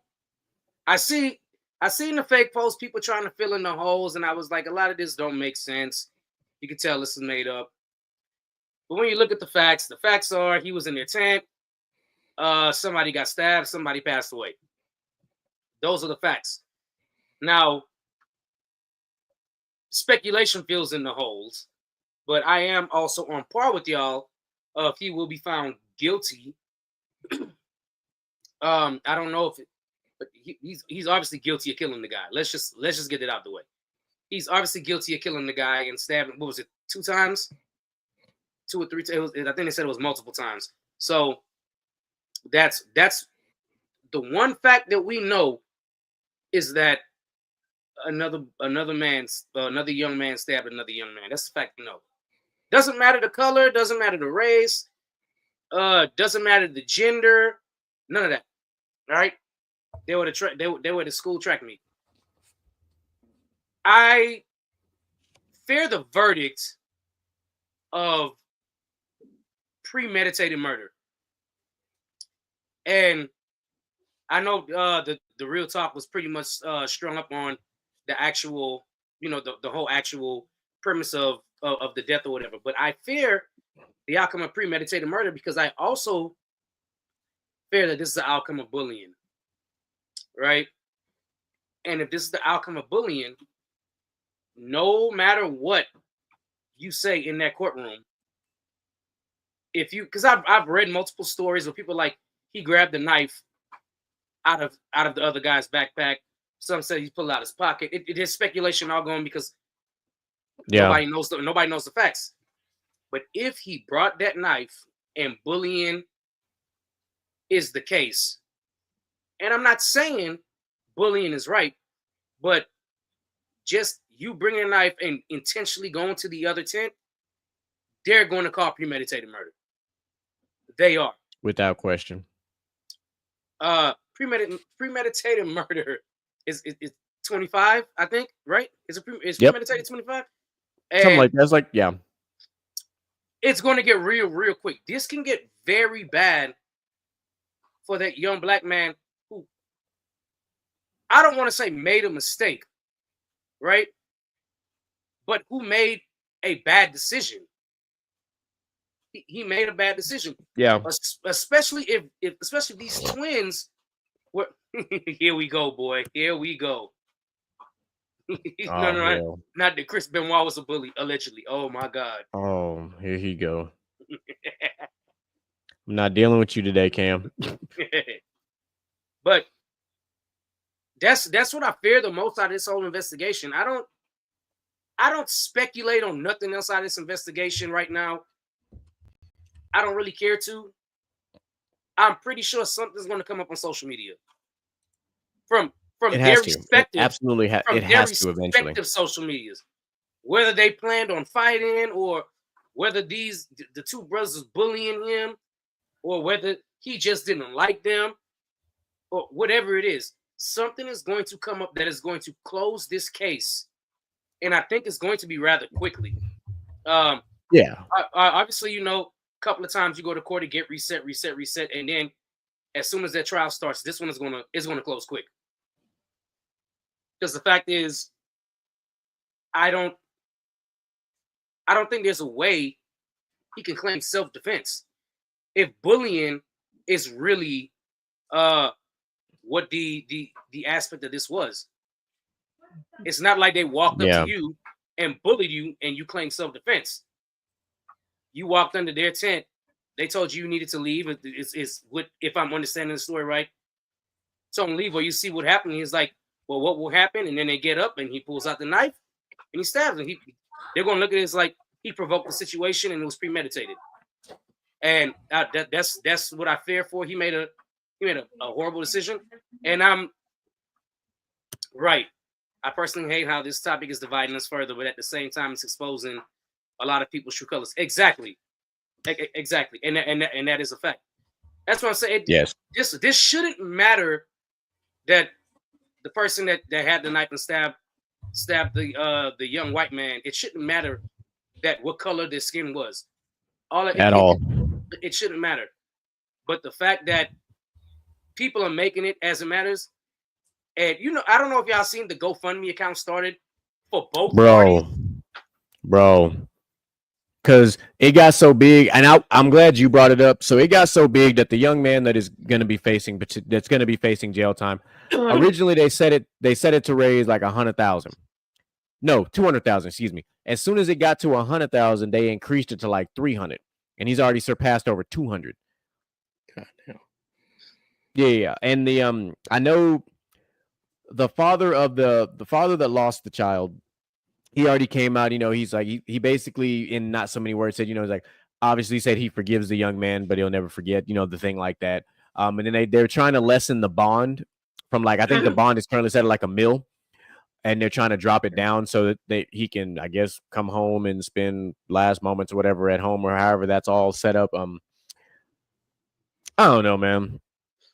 We're too early in the situation to really make a full judgment call. Like, we understand that the young man is guilty. We already, because whether you want to go with exactly what DJ Micah B said, whether it's a bullying thing, whatever, however, at the end of the day, there was a young man who lost his life in this scenario. That part we can't gloss over. So he's going to jail. That's happening no matter what. But and I hate using this term, but we're going to do it anyway. For the sake of closure, we need to get the full story, just to get a full understanding of what happened. That's really all it is. We understand that this young man is going to end up in jail for the rest of his life and all the above, and he's going to unfortunately live out his childhood, what's smidge of childhood he has left, in jail. He's going to grow up in jail, literally. And to go back to they say he's going to be tried like an adult. Well, yeah. I would expect that you're 17. So I would you're 17. You're 17 in the state of Texas, first of all. Yeah. That's common. That's just me. I mean, you're old enough to know what you were doing. Yep. I don't want to hear none of this. He's a product of his environment. No, he's this and that. I don't want to hear none of that. That's a cop out. Because no, I'm from the hood. I mean, I'm about to say, if he was truly a product of his environment, he'd have threw hands. Right. Yeah. So I'm from the hood. Yeah, it's not being a product of your environment. That's you reacting on impulse. Yeah, but my impulse in a situation like that is not to pull out a knife and go to work. I guess just to test these hands. All right. Because you threatened my livelihood by grabbing me and pulling me up and everything, so we got to throw hands. That's just the law of the land. But we also have to remember the landscape has changed. This is the generation they don't fight. They shoot and stab. That's a real thing. Like we saw it. We're not gonna pretend like Micah, we ain't seen this shit. When people even when cats in our generation get into fights, oh man, I'm about to go pop trunk. It started with that shit. Oh, I'm gonna go pop trunk. Yeah, after they lose. The days when we were younger, when we used to just slap box just to test hands, that shit will turn violent now. Oh man, you slapped me too hard. I'm about to go pop trunk. Like, really? Like the term slap box, bro. We slapping each other. What you want me to soft slap you? Like, better duck. You better be like Bernie Mac said, we'll bust a move. Hey, you better bob and weave. Like, figure that. But unfortunately, that's not what happened. And now we have a young man who exactly. No, I'm glad. Look. Yeah, they ready. They really are. They're ready for the clout. Yeah. That's all it is. And it's really not clout that's worth it. Earl, no, yeah, man. Look, man, in the locker rooms, in the bathrooms, at the bus stop. Yep. In the comments before everything got recorded. Like, Coach that's how you found out in there breaking it up. That's how you found out who had hands, man. You were slapbox, and we all grew up slapbox with our cousins first. Some of us had siblings. We slapbox with our siblings. Then you start slapboxing with your partners, and then y'all have slapboxing tournaments. Like, we was playing Fortnite with slapbox, where it's like 10 of us all slapboxing, trying to you dodging somebody behind you, trying to catch in the back of the head. You over if like survival, man. Like survival. Yeah. Yeah. Yeah, it's the same one, Earl. But I agree, though. I really hope everything comes to light. Just like I said, really just for the sake of closure. That's really all. We understand how the story is going to end. We do. Let's just get the rest of the chapters out. Let's get the rest of the book written. Right. So you, with you, that, you made all of us involved in this. Now we're all invested in what's going on with this situation. yes. So yeah. Well, I told you know. in the description what I was going to do. So and full disclosure, ladies and gentlemen, just so y'all understand, anytime the like DJ Micah B comes up with a crossover, or I come up with a real talk, or even when the trending topics come up, the fellas aren't aware of what's happening. So the reactions are live. Like you're getting the raw reaction. And that's we put the show together that way on purpose, because it's great to watch TV and have a script, know what's about to be talked about, have topics, have time to do your research, whatever that is. If we're doing like when we did the breakdown of like Usher's album, that was different. We knew what we was about to do. We had to do our homework. There was a lot of work to be done. When we do a round of 32, there's work to be done because there's 32 fucking people we got to talk about. Like those are different. But on a standard show like this for us, when we do these, I need Mr. Gent, Outlaw, and DJ Micah B and sometime Moolage. I need their raw emotions and reactions because it continues to add to the authenticity of what our show is. We are unfiltered and unscripted. And we will stand by being unfiltered and unscripted, even if somehow, some way, somebody offers us a TV deal. In that contract, it will say clear as day, we will not be a scripted show. We won't. 100%. I refuse. I refuse to read off of a fucking teleprompter, all that shit. Fuck that. If you don't like what I'm saying, deal with it. Guess what? We're going to be on the same level as Pat McAfee show. That shit ain't scripted for nothing. That shit's raw. That shit raw. And we trying to keep it that way. We're going to be raw, unapologetic, not giving a fuck, don't care. That's what makes our show great. And with all that being said, Mr. Gent, I would like you to get us started off on your closing thoughts, my brother. Hey, man, shout out to you boys for making 4 years, my boy. Many more to go. We're still growing. We're still getting new things in here. Great show, always. Gotta stay tuned to all these round 32s we about to pull up on your ass. Yeah, that's gonna be something nice. So yeah, y'all go ahead and if you want to throw up the link tree again, I'm already on. All our socials are on there. TikTok, Instagrams, YouTube. All right, I'm about to put our mail packet music playlist up here. Probably within tomorrow. What? Mail packet music. What the fuck is that? Yeah, you weren't here for that show.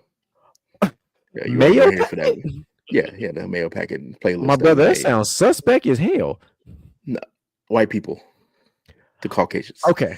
Yeah. The napkin colored ones. Yes. Okay. Are we talking about music? Yeah, we're talking about music. Yes. Okay. The playlist is going to be up on the link tree here. The Hawktua playlist is already up on there. So yeah. Hawktua jams. Oh, jam. I wish I could call him, but still at Poster Blue.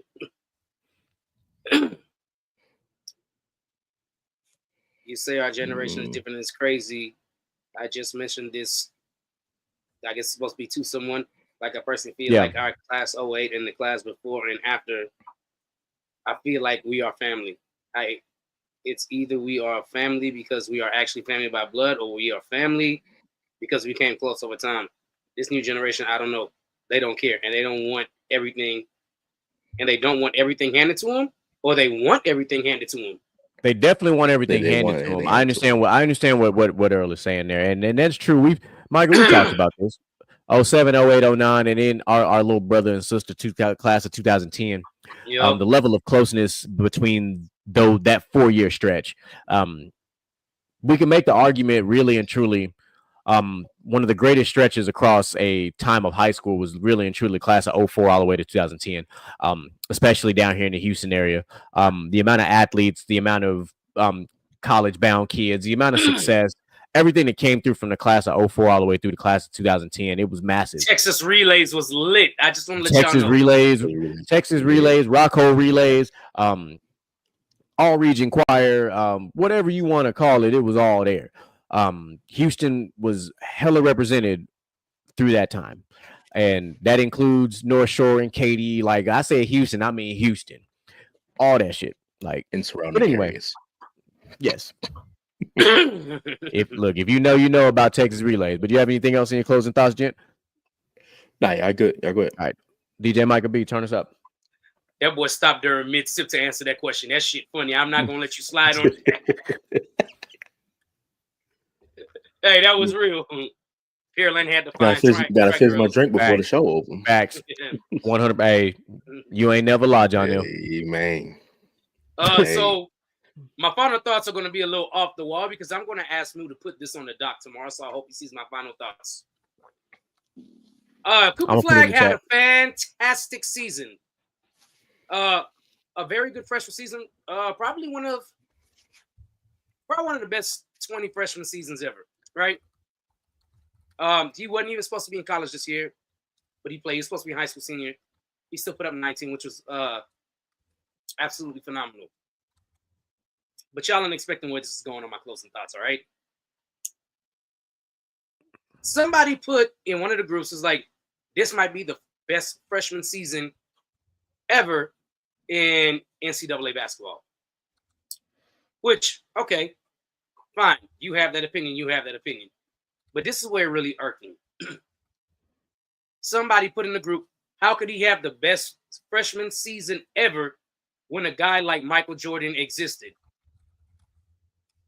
And I'm here to tell you, if you believe that, you don't know shit about college basketball. Nothing. Michael Jordan wasn't even the best player on his team his freshman year.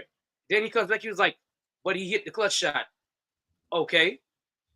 He hit a wide open clutch shot and Cooper Flag missed when he should have made it on a very good contested and defensive play.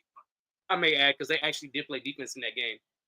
Very good game. I'm really mad that U of H lost, but I think I speak for Mr. GQ as well on this panel. Michael Jordan is not one of the top 5 freshmen ever in NCAA basketball history. And y'all got to stop this shit. He's not one of the top 5 college basketball players of all time. Like, fuck what you heard. Like, let's just put that on the table now. Like, I understand who Michael Jordan is, but in college, he is not one of the top 5 greatest college players. Because that's a whole other conversation we're having right now. And I would also like to end this statement with Kareem is the number 1 college player, basketball player of all time. That's who I picked number 1.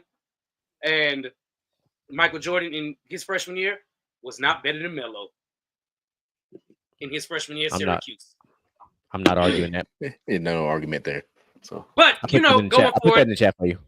But going forward, like, subscribe, watch all the shows. We're still on the climb to 3,000 here at Gentleman's Talk. We are increasing the numbers, which is great. We have started our YouTube back up. We have connected everything, so you'll see shorts posted on TikTok, Instagram, Facebook, all your social media. We have a link tree where you can click on there that we put up in the chat, and you follow us all. Don't forget, tomorrow, you got PVT, you got me, you got Moo, you got Willie. Friday, you got Ish Inside the Huddle, best damn football show on the internet, period. Of course, Monday, you got Basket with your boy Troy, Moo, and Boo Wop. And like Troy say, bust down. I'm out. I love it. It's becoming that time of year where things are getting great. All right. So, of course, y'all know we have what feels like one of the greatest days of our life coming up. Obviously, the Gentleman's Talk anniversary is an extremely important day. We also have Easter around the corner, which means that we have Good Friday around the corner, which means Ash Wednesday is coming up, which means we're getting closer to Easter, which is really what I'm getting at right here, because Easter is live. Easter is a spectacle. at the GQ household. What started as something relatively small has turned into a thing, a rather big thing. And this year's no different. I made official invitations. It got that much bigger. I'm hoping that Mr. Gent can make an appearance here. Because I will say, sir, if you are a fan of crawfish, of crab, and shrimp, we will have all three. We will also have quail and duck on the smoker. So it's to be as our resident Houstonians is going down. We're gonna have DJ Micah be live on the ones and twos. It is going to be it's going to be arguably one of the best weekends of 2025 because not only is it Easter, but it's also WrestleMania weekend. It's going to be fucking outstanding. Hold on. You're not going to downplay yourself. You're not going to downplay yourself. We got the bartender in the building too every Easter weekend, Mr. GQ. You know, he said one of the best. Hey, if not the best, I can tell you this: he top 2 and he not number 2. Run that. There will be a special drink. I don't know what I'm going to name it yet. I can comfortably say I have half of the ingredients that I like, but it is going to be some sort of a punch. It is going to be that. I don't know what container type I'm going to put it in yet. I don't know if I'm going to put it in a cooler. I don't know what kind of thing I'm going to put it in. I have some ideas though. Needless to say, it's going to be fun. But I might just go ahead and bring the gent juice on hand. So everybody can listen. I'm not gonna tell you no, my brother. I'm not. John L., you know you always welcome, my brother. I know you live in Baytown, but you can go ahead and drive across to Fred Hartman one time for the one time. Come on down to the port. He in Baytown. You don't live in Baytown. Where you staying now? You like what is it? Sea King? Sea King, yeah. Oh man, come on, cross the belt. I know where you at. Come on, cross the belt. Come on, cross the belt down 225, exit Independence. You'll be there in no time. Too easy. I know where you at. That's how I knew exactly what directions to tell you where there. But yeah, other than that, man, I'm happy to have been here for 4 years. It's amazing that we've built the things that we've been building. And it's only going to go up from here. There's a lot of stuff going on behind the scenes. Big shout out to Mr. Gent for getting a lot of our social media stuff tightened up. We did not have a link tree or an Instagram before Mr. Gent took care of that for us. We just really been running the Facebook and the IG in the TikTok mostly. So now that we've got that rocking and rolling, now we're fully connected. I literally connected the Gentleman's Talk IG after DJ Michael B did his part. It's a beautiful thing. The circle is complete. On some Lion King shit, the circle of life, baby, we complete. So your timeline finna be flooded. It's finna be shit everywhere. We got merch coming soon. Whenever that happens, we'll drop a link for y'all to take care of that type of stuff too. Don't you worry, we got you covered. We love y'all, man. Chat, y'all never disappoint. Okay. I don't give a fuck. 1 of y'all, 2 of y'all, 4 of y'all, 6 of y'all, 10 of y'all. The chat never disappoints. So we always love and support everything that you guys do. We love you guys for supporting us. Keep rocking with us, man, because we ain't going nowhere. All right. Fat Joe said it. Nothing can stop us. We all the way up. Hey, listen. Jonell was in the studio. He was in studio. And listen, we got the Spotify back up and running just for you, Jonell, because I know you're one of our main audio listeners. So the Spotifys are up. They are out every morning every Thursday morning now at 9 a.m. after the following day. So they are. I'm literally downloading it and I'm queuing it up tonight. 9 a.m. tomorrow. It's already gonna be out, so you can catch it on shift and catch up on whatever you might have missed. So for all the people that like audio podcasts for long road trips, man, hey, the Gentleman's Talk podcast is up. It is there. Audio, video, whatever you want is there. If you just want to laugh, the TikToks are there. If you want some entertainment, you just want to scroll, is there. What you got, DJ Michael B? Holding up that hand in church one time. What's that? Brother Michael. Excuse me. I also just got to say, happy birthday to my brother Josh. His birthday is tomorrow. Definitely didn't want to miss that on the podcast. Y'all already know how I go. Hold up. Yeah. Damn it. That's what I'm talking about, ladies and gentlemen. And as per usual, we love y'all. We appreciate y'all. And we are Motivation in you and inspire the world to do what you can. If you love it, then